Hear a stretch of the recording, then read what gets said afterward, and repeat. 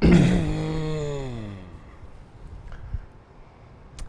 everybody, it's Walker and Nick at Full Spectrum Laser, and welcome to Laser Talk Live. Hey, what's up guys? One more week of Laser Talk here in the books, and we've got a great show for you guys today. We're actually going to be talking about a few different topics. One I know is very important to many of you, and that is the RE3 release that got pushed out today for all Muse customers. We're also going to be talking about dual system use, i.e. using a fiber system as well as a CO2 system in conjunction. Many users that are doing engraving, whether it's on tumblers, firearms, what have you, a lot of times they underestimate the usability of a CO2 system in conjunction with a fiber system. So some of the benefits of that is largely that you can get a fiber system with a small pro system for less than you can get a dual system in another case. So if you think about it, the capabilities you have with a 20-watt fiber system combined with a 90-watt CO2 fiber engraver, really there's nothing you can't engrave at that point. No, you're going to be engraving, metals, woods, anything of that sort. A lot of people don't think that fiber it has its limits, but it does. Absolutely. Because it can't really do wood well like CO2, and obviously CO2 can't do metal. Absolutely. Now, why is that the fiber doesn't do well with wood? It's just its frequency is not right, and it doesn't come out clean as it hits the actual material of the wood. So absolutely, the wood's almost too porous with such a fine beam as you're using a fiber. So CO2 is actually much better for wood engravings, especially things detailed. You might have noticed this week we had a great live engraving of this firearm, which we did a little engraving on the butt there, and then as well on the stock. But this hatch, Walker actually had put available online the pattern, but this was just done on a 90-watt Pro CO2. How long did this take, Walker? I want to say both designs together, it would be like 45 minutes. So this is a 45-minute. You can imagine under an hour of work with prep and getting it on, and very little cleanup afterwards, right? Yeah, not later today, but maybe another show, we're going to show how I set up a jig for that actual file. Absolutely. So like large files like that, large objects like that, when you put into a Pro CO2, you want to make sure they're in the right place every time, especially if you're going to do multiple settings like this. You want to be able to put that weapon in the same place, same time, every time, so you can get the perfect clean mark. Now, with the dual system, let's say we were going to talk about, first example, let's say you were going to engage and get a Muse CO2, which is a 45-watt laser system, with a fiber system. Now, those two systems together combined are really only $15,000 all said and done. And really, with the Muse sale that we have going on right now, with the riser, rotary, and cool box combined, you can get that whole system for $5,000. A little cheap promo throw in there, but if you can imagine that $5,000 system added on top of a $10,000 fiber marking system, the capabilities which you've just added to your, a large jet takeoff outside, excuse us. If you add those capabilities to your system, you're not only marking wooden things, but you're also marking firearms. You can also do precious metals. Here's something that we marked on a receiver of firearm, which is just the Second Amendment. And as you can see, marked right onto, I think this is an aluminum body? Yeah, that's aluminum, cast aluminum, and actually CNC'd aluminum. And the Second Amendment's perfect for that. Perfect for the side of a weapon, absolutely. So as you can see, not only are you multiplying the things you can do with a fiber system, but you're also, the speed in which you can do it with increases. So when we did our tumblers, how long did these tumblers take per? This is about 4.5 minutes. 4.5 minutes front and back for these tumblers. When on a Pro CO2, we're talking a little over 12 minutes, correct? Yeah, probably 12 minutes, and the detail's going to be, Far less. Yeah, it's about 10 times difference with detail on the Pro CO2 than it is on the fiber. Now, let's say you went and got a Pro 24 instead of a Muse. You wanted something with a little bit more power and you wanted some more size. We're actually doing a sale now with $1,000 off our Pro 24 system. So if you're looking to get into a Pro 24, give our sales team a call. That sale just started today. So fresh off, you guys are the first hearing about it. Pro 24s, full $1,000 off that system. Give them a call. But if you can imagine getting a 90-watt system with a 20-watt fiber system for right around $17,000, a little bit under that, that's not bad at all. It's a really incredible deal. If you think about the return on investment on something like that, you're talking in the first 2 to 3 quarters of having that system in your shop, you can have the system paid for and already making money for you. Many people see return on investment in these systems in the first or second quarter having it in their shop. We actually have in our studio audience today, which is a first for us here at Laser Talk, we have a live studio studio audience. We're going to pan over to see our live studio audience. There we go. Hey, everyone. And we'll just pan that right back. So a 2-in-1 machine, I guess something we should mention off the top. Looks like we're just fighting that a little bit because it's tight, so you just got to loosen that before we start fighting through. Yeah. That's what happens when you just... There we go. It's okay. So good rule of thumb when panning cameras is to not muscle your way through the resistance. But we're all learning. She got it done. We got it done. The matter is the camera panned and we saw, and that's what we were going Beauty for. in the imperfect. It's wabi-sabi, right? Yeah. It's the Japanese. So if you imagine a dual system where you had both fiber and CO2 in the same system, we're talking we can't quote directly from other companies, but around $45,000. Nearly 3 times the amount of money for the same working area and same capabilities as getting 2 systems from FSL. Now, if you think about the other benefit of having 2 systems via one, you can have your Pro CO2 working on some projects while your fiber is working on other projects. So really having 2 systems really makes you more efficient. So another thing to think about if you're considering a dual source system from one of our competitors, being able to work 2 jobs at once, just going to get efficiency through the roof. Definitely. There's very little time where there's you're doing both at once. Absolutely. That switch, my dad used to say a half gas, half electric car is half good at one thing, half good at the other. Right. It's kind of the same thing. Absolutely. Now, another thing to think about too, Walker makes a good point. If your system goes down when you're using a dual system, all work has stopped. Where if you have some issue with your CO2 or your fiber system, then only one half of your system has an issue. There's very little that can go wrong on a fiber system. The source is very solid. It's actually a solid state source. There's not much to go wrong as far as consumables are nearly nothing. It's the system, a fiber system with very, I don't want to say no maintenance, but virtually no maintenance. It's got a single beautiful lens that's just sitting there, and you just wipe that guy off and you're good. Absolutely. And really, if you exhaust that lens well, you probably don't even have to do that often. So fiber, very little maintenance, and Pro CO2, again, very, very little maintenance. The only thing you really have to worry about is your water switching out, and then the maintenance of your cleanliness of your machine, obviously keeping things aligned, and then eventually your tube will have to be replaced. Now, replacing a tube on a dual system or a metal system, metal CO2 system is exorbitant. If you think glass CO2 tubes are expensive, go see what a metal CO2 tube costs. It's about 10 times the cost. Yes. With that said, the convenience of having a single system is convenient for space-wise, but the inconvenience of having one thing go wrong and all of your systems shut down seems a little bit to outweigh the other side. Now, the other thing we want to talk about right here, right away, and I think it's probably the thing most of you are anxious about talking about, and I can see we already have plenty of questions coming in about, is the RE3 release that went out today, which we are very, very excited about. So now, for Muse users, RE3 is the now standard platform for using your laser. Now, this might seem just a little intimidating, a little scary, but not to worry. RE2 is still available for use in the top right-hand corner of your software. You just go up in the top right-hand corner of your screen and click on the RE2 icon, and you can go right back to the original system you've used. But since we have RE3 up and ready to go, we figured we'd do a quick walkthrough with you guys and just kind of go over some of the things that are new and different in RE3 as compared to RE2. Oh. Now, for those of you who aren't familiar, RetinaEngrave 2 is our in-house software, and RetinaEngrave 3 is essentially the newest edition of that. This is our 3rd rendition of software from the from Full Spectrum Laser, and Walker's just going to pull up the. Of course, it refreshed as soon as you said, "Let's go." Over. Is it still the same IP over there, Phil? Oh, we got it right here. Came up. Okay, there we go.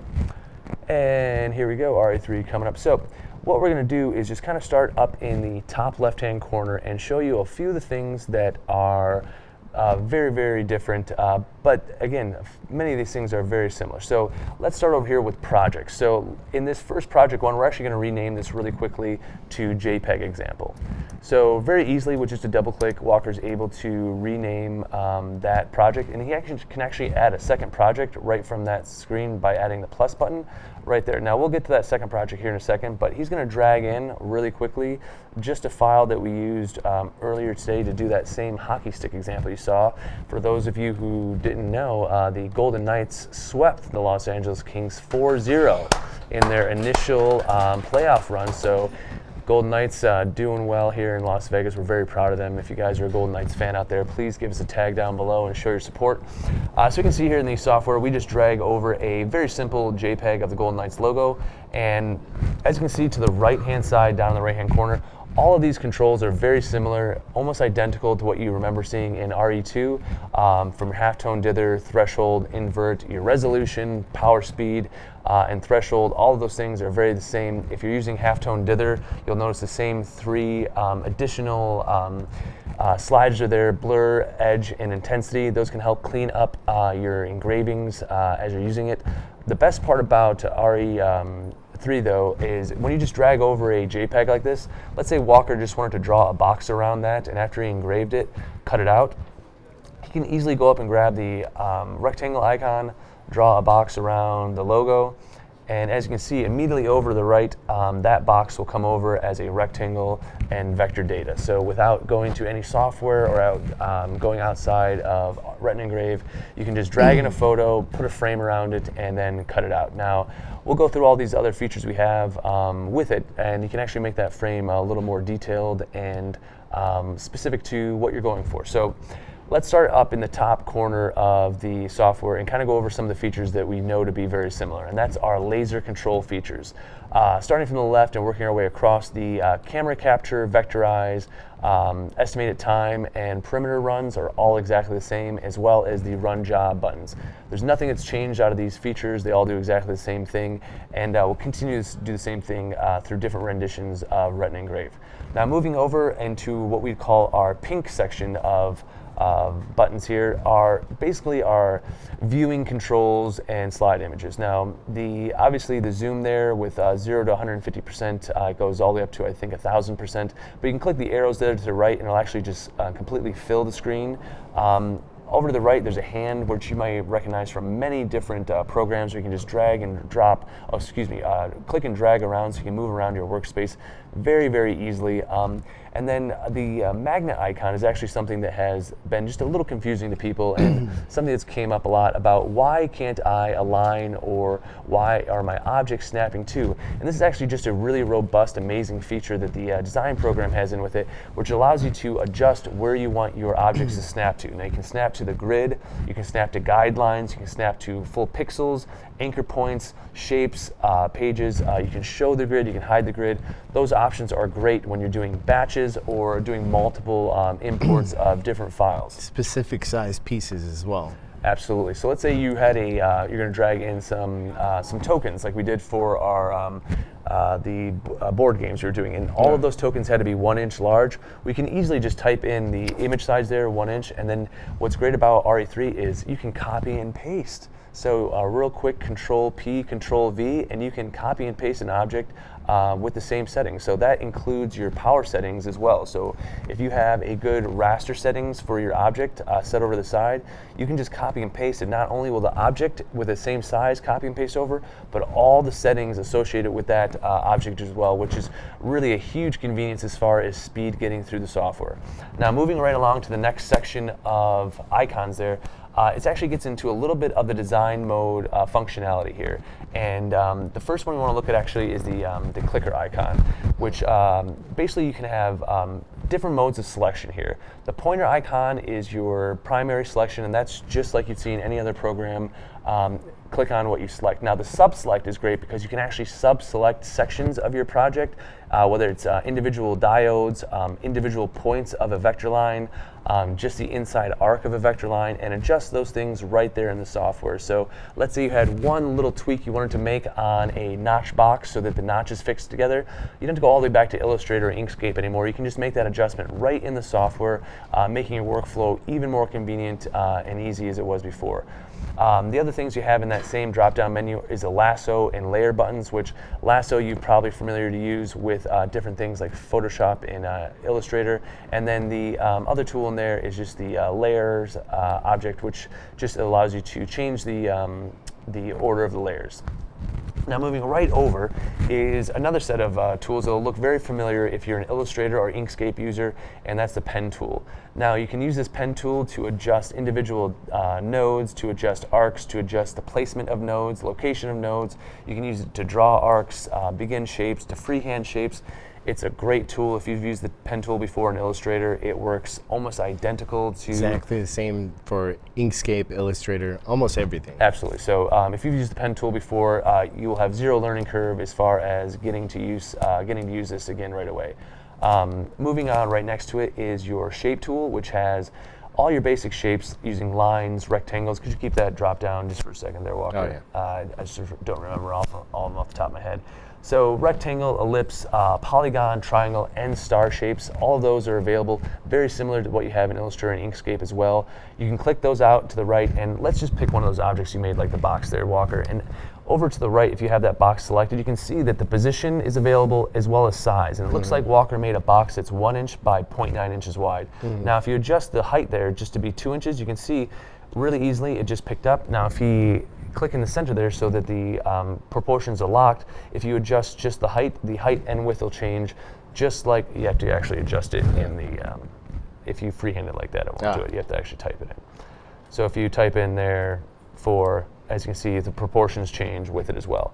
Now you can do that with not only with the size and positioning, but you can also use it with your angles. So if you want to give it a position, specific angle or rotation, you can do that as well. So 35-degree rotation typed in. You can see this is very similar to most other design programs. That's really what this is all about, actually, to keep design program functionality right in your laser control. So moving over to everyone's favorite is the text function. Now you can quickly and easily add text right there from the design software. You can actually add up to, I think you can add unlimited fonts, but it comes with a few hundred fonts preloaded into the software. Really most of the, I don't say your average basic fonts that you would ever need, they're already there. If you want to add any special ones from like 1001 free fonts or Da fonts or any other font type kit you might have in Illustrator or your Adobe suite, you can drag those right over in the file menu. Now, moving over to the orange set of icons up at the top, these are very, very typical, very standard. You can flip horizontal, vertically, and rotate your objects. This is a very standard set of tools, very useful if you're going to be engraving on mirrors or glass or doing backwards engraving for things. I use these tools all the time. We can move right along those since those are pretty common. The green tools are actually very, very useful. This is the other set of heavily usable vector tools. If you actually, Walker, if you don't mind just drawing 2 circles and then combining them with the combiner tool. Okay. Basically, as you can see, we can draw a circle here, draw another circle. Really? I think you have to select the circle tool again. I think when you click on something, there you go. So we'll draw another circle there, and then just by clicking the combining tool there, as you can see, you have to select both of those objects first with the, there you go. So just by clicking the combining tools there, boom. Boom. Now that's just one single object. Now what's beautiful is it retains the previous vector lines too, so if you actually want to go and edit that, merge that, if those two aren't quite together how you want, you can actually just adjust that. But as you can see, when he pulls the cursor off of it, the only vector line that's red is the outside vector line. That's cool to see where it is. Absolutely. I actually kind of wish Illustrator did that and showed me where those lines were before. So all of those tools are there. You can see there's, if you click on the merge one for the drop down, there's merge, different, intersection, or subtract. Very, very similar to the tools you see on Inkscape or Illustrator for merging and making vector objects your own. Right next to it is a split, which is used to just break things apart. You'll get full instructions on these in the manual, and we'll actually do a full designing an RE3 video that will be coming out in a week or two, where we'll take designs from zero and design them up using just RE3. Now, the only other icons that are up here are the purple icons, which are bring forward and send to the back, which are basic layering tools which you can use to, just bring different layers to the front and the back. I don't think we need to go into too much explanation to layer order. With that said, though, we're just going to go back over to the new project that we had started, and we're going to just drag over you might have seen what we did for In the Cut yesterday, where we cut out and engraved the hockey stick for the Las Vegas Golden Knights, but we're just going to drag that file right into the software real quick. As you can see, it loads very, very quickly. And once that's in there, what we're going to do is just take a look at the vector lines and how some of those functionalities didn't really change, but just how there's a little bit more that you can do with them. So let's just drag just the vector out. Oh, just actually, we can just delete the rest. The bitmap. Yeah. And then let's just take a look at that vector object. Right. So as you can see, if Walker opens up on the left-hand side of the screen there, and Charles, if you could move our video over to the right so we can see kind of under where our screen is. Underneath, if you click on the little drop-down, what you'll notice is all of the nodes are in there. So Walker, if you want to click on the G in Golden Knights, and actually with the sub-select key. Yeah. They'll sub-select that text. You have to unclick it first, but if you come over with the sub-select key and then just click on the G with the double click, I believe. You click it and then highlight it. Click it, so highlight. So this is one piece right here. But this still, is those one are design element. Oh, those are all combined in a single one in your design? In my so design. if in your design, each one of your letters are a separate element, it'll actually be separate elements in your design. In this case, Walker combined all those into a single element. This is good because it keeps your file size much, much smaller, and it's actually smarter to do for a lot of reasons. But if you were looking to edit more, you'd want to keep that as an just a text file. Yeah, text file or uncombined. Either way, though, you can see as he selects that object, over to the left, element 9 represents that, and if he goes down and selects another object like the Golden Knights helmet. Oh, let's go to helmet. I think you just click on it. There you go. As you can see, the helmet is element 3. So you can actually go through and just either delete, adjust, or make changes to just single elements like that. Like, as you can see, he just deleted just the helmet and then brought it back. Now, let's say someone didn't want the NHL logo on the top. You could actually scroll up to that and do the same thing. So we'll just zoom in. Grab that guy. And sub-select. And see, just like that, you can easily make adjustments to your files right there. Now, what's great is you have these files saved. You can actually, without having to keep them saved on your Muse, you can actually go up to File, Save, and save these bins onto your computer so that you don't have to keep the saved files on your Muse, which keeps your Muse operating much faster. So a little tip or trick you might have is instead of keeping all these projects saved in your RetinaEngrave software, save the bin files to your desktop and then just reload those when you open up your Muse. What's great about the bin files, not only do they save your file, your adjustments, all your nodes, but all your power settings are saved, all your vector settings are saved. All those things that take all the time to set up your file are now done. You can just bring in, load the bin file, and all your settings are ready to go. The other beautiful thing that's been added is if you click on the cog icon, which is just below the file, this is a quick hotkey that brings you right to the RetinaEngrave settings. Now, these all have, you'll recognize this very much the same from RE2. One that we wanted to notice though is just under the device tab. This is where you change your laser positioning from absolute to relative. Now, we get asked many times, what's the difference between absolute and relative positioning? Walker loves relative positioning. Yeah. He likes the laser head to represent the top left-hand corner of his work area, largely because that's how RetinaEngrave 1 always operated. I love absolute positioning because that's how RetinaEngrave 2 operated. And you love the camera. And I use the camera a lot. That's very true. So absolute positioning, if you're using the camera, is the way to go. It's also the most true representation of your work area. But if you wanted to use relative positioning, just remember that your laser dot represents the top left-hand corner of your job, essentially. Yeah, it's how they used to work. Yeah. Now, the other things that are on this thing are showing the jog controls on the laser control software, which are available. You can have up there your laser trajectory, which has 3 different modes: exact, fast, and mixed. If you're doing many engravings for your photos and things, I would keep this on accurate. If you're doing more engravings that are solid fill, I would keep that on fast. If you're looking for somewhere in the middle, I'd keep that on mixed. So keep that in mind with your laser trajectory. Accuracy is very much in the speed. So with this laser trajectory, if you want just a little bit more accurate of a laser, keep that set to accurate. Now, you can also adjust your focal length here. We have all the preset focal lengths in there, but if you want to hand put in your focal length for an offset, you could do that as well. And then there's also obviously the factory reset button down below. Now we should put that 1.5 back on the focal length just so we don't have anything mixed up. Sort of 2 point. Oh, there's Default's probably even 2. better.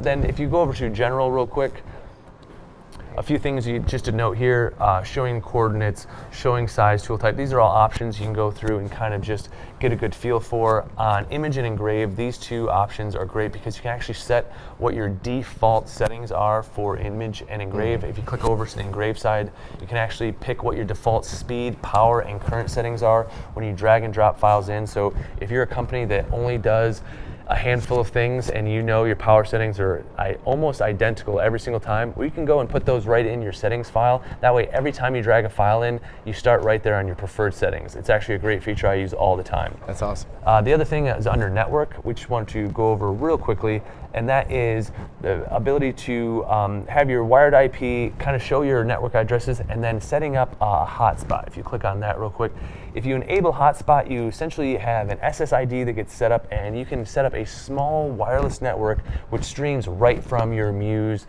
hobby laser now. So rather than having your Muse connect to an external Wi-Fi network, you can actually host a Wi-Fi network on your Muse, making connection to your laser even easier than it was before. So now that's a third way of connecting to your Muse, just another function we added to make things a little bit easier for you as you get connected at your spot. Also, you can see there's a password you can enable down there and edit, as well as see how many connected clients you have with your Muse. So if you are a school teacher or a makerspace and you want to see how many people are currently connected to the Muse, you can easily see that right here on the screen. So as we exit out of the settings tab, I just wanted to go over once again in the top right hand corner, you'll see an RE logo, and if you click on that RE logo, you will go back to RetinaEngrave 1 or RetinaEngrave 2, excuse me, just like you saw before, and your old friend will be there waiting for you. Now, this will not always be there for RetinaEngrave 3, but during this and possibly the next update, that functionality will remain so that the transition is just a little bit easier. Yeah, it's better for the breakup. Absolutely. Smoother. Like, you don't want to just have a cold break and never talk to her. You want to ease into it, like nice and Push her slow. away slowly. Slowly. So RE2 is still here for you. Just remember that saving files and saving projects in RE2 will slow down your use of RE3, so keep that in mind. That's largely why RE3, you can save those files as bin files now, so be on the lookout for that. We'll actually start uploading all of our project files as bin files, which will have some of the suggested settings in there as well. So you'll be able to download bin files for RE3, which will be able to make your loads for those type of projects even easier. Faster and easier. That's what we're all about, right? Yeah, so that is basically RE3. If you own a Muse, you should have gotten an email explaining all the details about it. If you want a little more information about RE3, send us an email at marketing@fslaser.com. We'll send you a little information pack on all the new things that are coming out with RE3. Look for those tutorial videos coming out in the latter part of this week, along with this section of this video being posted on YouTube with just the RE3 section available for you. Now, as always, we have an online survey where we just hit our 100 survey response mark this week for our newer survey. So we'd love to see another 100 responses come in so we can be even better. Make sure you check out the link below that's down in the settings. Give us just a few minutes of your time. We use this survey really to become better. This is how RE3 really got off the ground and why we have design software in it. It's why we have a cool box. This is why everything. I mean, why we do everything, to be honest, because we hear what our customers are looking for and we figure out a way to make it happen. To kind of put you in reference, like Glowforge came out 3 years ago? Wow, yeah. Three-ish years ago, and they're still trying to ship their first product. 3 years ago, we were making 5th gen hobby lasers. Since then, we have 2 new lasers and a 3rd laser about to come out. They're just in the hobby section. on top of that, we've figured out a way to put LCD screens and cameras into our Pro systems and developed RetinaEngrave 3, which could easily be called the most advanced laser control software in the world. It's forever. It's like keeps getting better. We keep building. That's the best part about doing business with full spectrum lasers. You know you're doing business with a company that's continually getting better. There's not a day that goes by where our research and development team, our software team, our engineers aren't trying to make our products a little better or developing a new product to make your life a little better. So look out for new accessories, new products, or really just improvements and additions to accessories and products that we already have. So if you have ideas for that or a feature you'd like to see, make sure you fill out that survey and let us know what you think. We're always listening.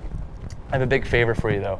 If you're watching us on Facebook right now, if you're watching us on YouTube, give us 2 seconds. Walker's lonely on Instagram. Give us a follow on Instagram. I'm lonely in general. He really, if you give him a phone call, send him a letter. He likes any type of attention he can get, really. But give us a follow on Instagram. We're trying to hit that 10K follower mark. Please head on over. We always have great laser tips on there. There's behind the scenes footage of things that happen, like today on Laser Talk. There's always little behind the scenes from our cuts, our projects, Walker working on his projects. So check it out. Our new social media coordinator, Jenna, has got a great set of stories going on for us. So make sure you check out what she has provided for us on Instagram and give us a quick follow on there. 1 hour builds. Walker's still looking for a real big challenge. He's still looking for something that's going to push him to the limits. He's looking for some of you to challenge him in doing something that you can't do, or maybe something you don't think you can do. Or just don't want to do. Oh yeah, maybe it's something that seems way too hard, and you're like, I don't even want to try that. Let's see if Walker can try it, and then have him send me the file. If you got an idea like that, send it to Walker. Let's see what we can do. We'll try anything. Just want to give you a quick reminder, the greatest sale that we've ever offered is still going on. $5,000, Muse, Riser, Rotary, Cool Box. That's over $7,000 value. Coming to you right now, $5,000. You can't beat this deal. I think we've sold 60 of them in a week.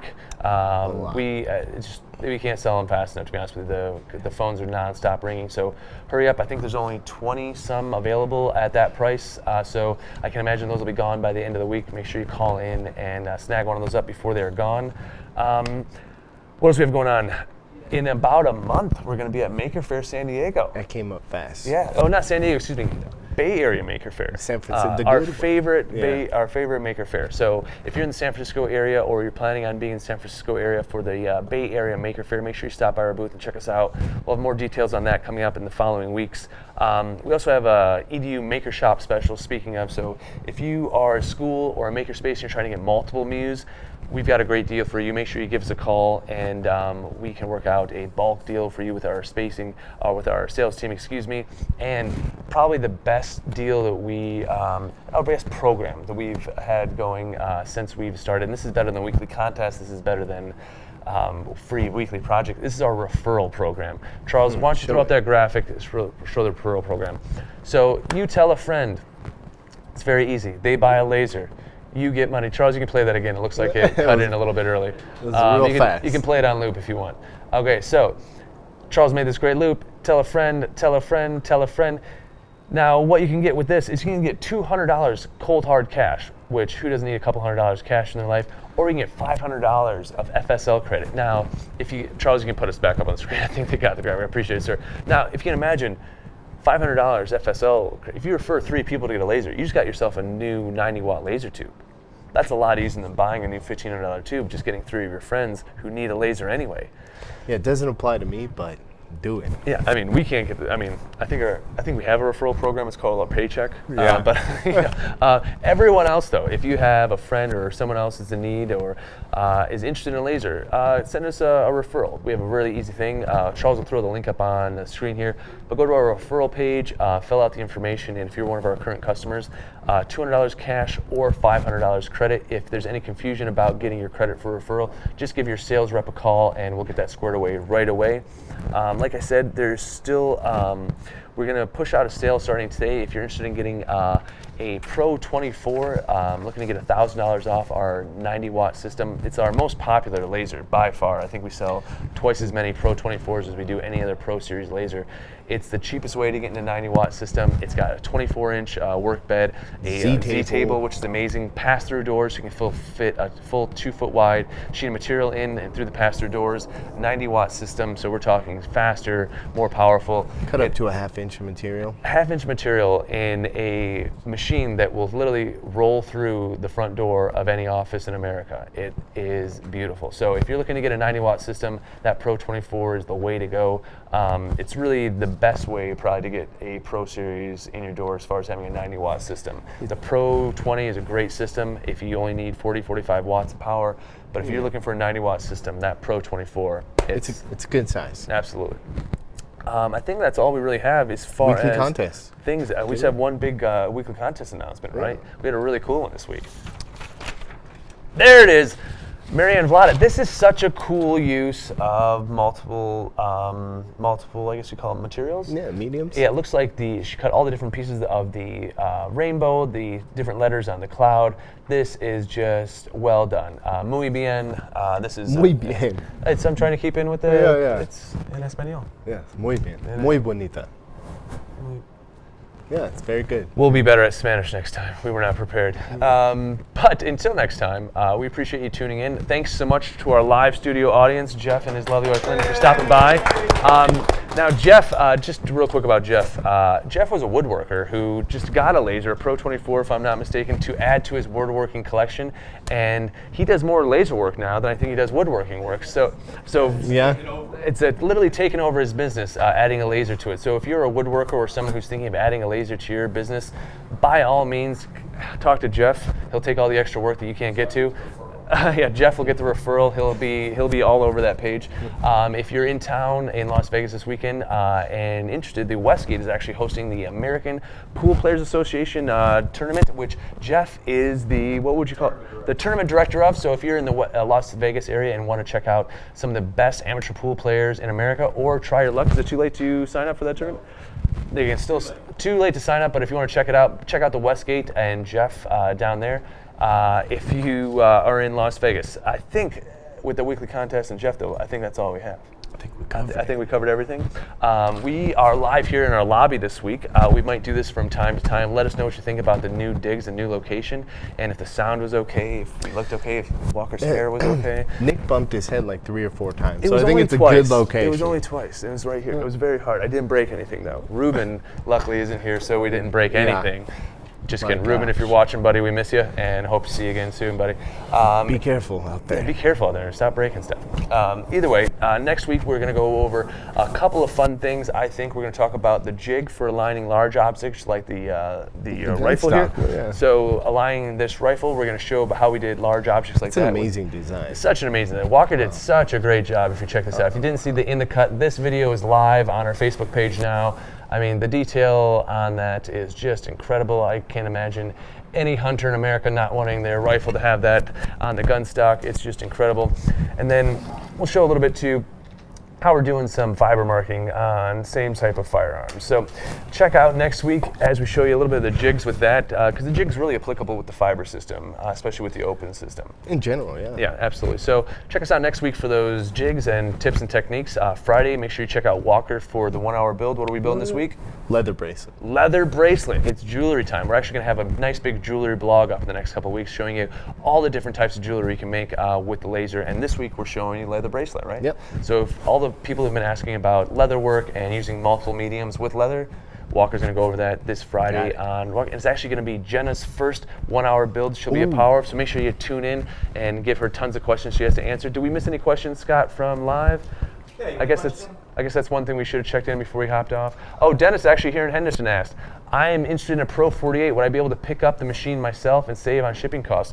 Absolutely. If you're in the southwest area of the United States and can drive into Las Vegas and have a truck that you can put a Pro 48 on, they are going to charge sales tax for the state of Nevada. That's the only thing to keep in mind when you're buying in state is state tax has to be added when you're buying it, but that's typically less than shipping is, from my understanding, especially if you're getting a Pro 48. Yeah, I hope so. Yeah. Pro 48 is larger than 2 of these couches in the crate, and probably too high. I know I have one in my garage. I'll have to measure it. That's a weekly reminder that Walker has a nice big laser at his house. He's not proud at all. Right. But either way, one other question looks like we had. Brad asked, I tried the materials test on wood and it worked great. Do I use the same template to test acrylic and other materials? Great question. So the material test is great for any material. So you can actually use it with the fiber system as well. So any system you're trying to see a threshold for engraving or just get a good setting on, that material test is great for. Also remember, you can always downsize it too. So if that 1 inch by 1 inch square is a little big on the material test, downsize it right down to 1/4 inch. And remember, in RE3, you can just type in the size, and it'll automatically make it for you. So something to keep in mind as you're using the material test. And then one last question from Park City, Utah. Todd asks, I finally had to replace my laser tube. Are there any special instructions for disposing? The old laser tube is a 90-watt laser tube. Oh, you have a 90-watt laser tube. Thank you. It is a 90-watt. It is a 90-watt laser tube. I mean, there's nothing special outside. You have to be careful of glass.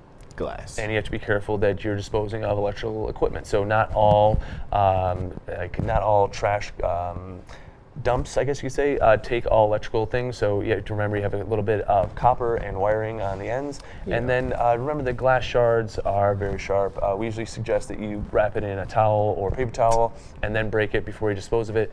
Honestly, the best way is probably finding an old box, breaking it, putting the pieces in the box, sealing the box, and throwing that away. That way there's nothing to risk. I mean, those trash guys don't care about anything, so it just gets flung everywhere. Absolutely. Right? So just keep this in mind. Your CO2 tube is nothing, it's very special in that it's a hand-blown piece of glass that, harnesses the frequency of an inert gas and converts it into a beam of light that can vaporize material.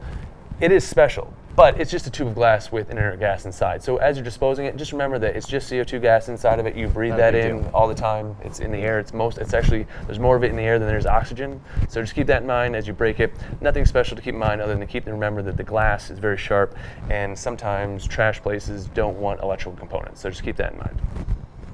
I think that's it. No more questions? That's it. Again, thanks so much for Jeff stopping in. And Jeff and Lynn. I'm so sorry. I know, it's 4 seconds. How dare you? I know. How dare you? What's funny is I have 3 relatives with middle name Lynn, and you would think that would just stay right in the front. But because of... It's okay. It's okay. I'll get through it. Anyway, thanks so much for stopping by. Our first studio audience. We're fired now. We're never allowed to have studio audience don't again. include me. Okay, I'm fired. Okay. Either way, thanks so much for stopping in. For Walker and Nick, this is Laser Talk. Again here at Full Spectrum Laser. Until next time. Keep making. All right.